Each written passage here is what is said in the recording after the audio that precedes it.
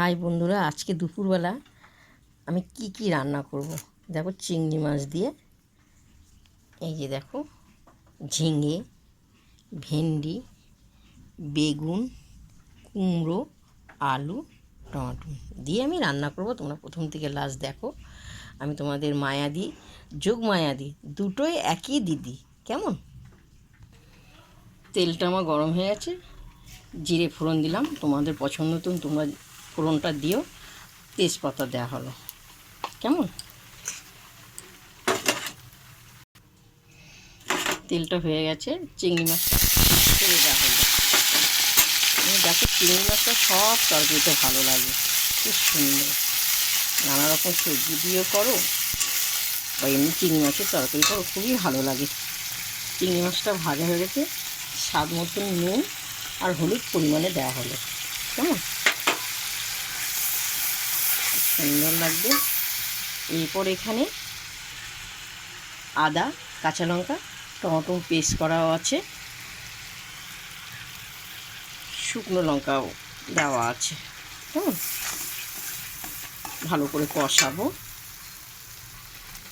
দেখো, আমার কষানো খুব সুন্দর হচ্ছে। এবার সব মশলাগুলো, এই সবজিগুলো আমি এই মশলার মধ্যে দিয়ে দিলাম, দিয়ে ভালো করে নেড়ে চেড়ে কষাবো। কেমন? ভালো করে কষাবো, আমি নেড়ে চেড়ে কষাবো। খুব সুন্দর একদম, দেখবেন কষানোটার থেকেই তরকারি ভালো লাগে। দেখো, খুব সুন্দর কষানো হচ্ছে। আরও 10-20 মিনিট আরও ভালো করে কষাবো। কষিয়ে মাংস যখন এটা কষাতে কষাতে যখন তেলটা বেরিয়ে যাবে, তখন তোমাদেরকে জলটা দেওয়া হবে। কেমন? দিদি ভাই, আমার কোনো কথাবার্তা যদি ভুল হয় নিজের মতন একটু মেনে নিও, কারণ একটু হতেই পারে। দেখো, খুব সুন্দর কষানো হয়ে গেছে। আমি এই রান্নাটা অন্যরকম করেছি। কেমন? এরপর পরিমাণে আমি একটু জল দিয়ে দেবো, মাখাই হবে, খুব সুন্দর লাগবে খেতে। সবজি দিয়ে, চিংড়ি মাছ দিয়ে অপূর্ব অপূর্ব। দিদিভাইরা, আমি বলছি যে আমি যে কোনো একটা কথা বলতে গিয়ে যে তাড়াহুড়ো করে কথাটা বললাম, যদি একটা বেফাস অন্যরকম কথা হয়ে যায়, সেটা কিছু মনে করো না, নিজেদের মতন তোমরা মেনে নিও। কেমন? এটা সবারই হয়। আচ্ছা, ফুটুক এটা। দেখো, তরকারিটা খুব সুন্দর ফুটছে।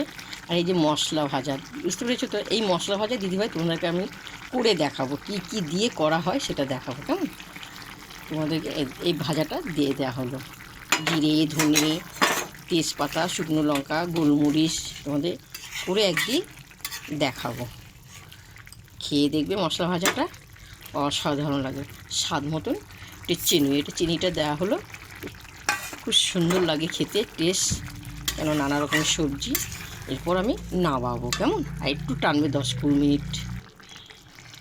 একটু ধনেপাতা ছিটে দেওয়া হলো। কেমন?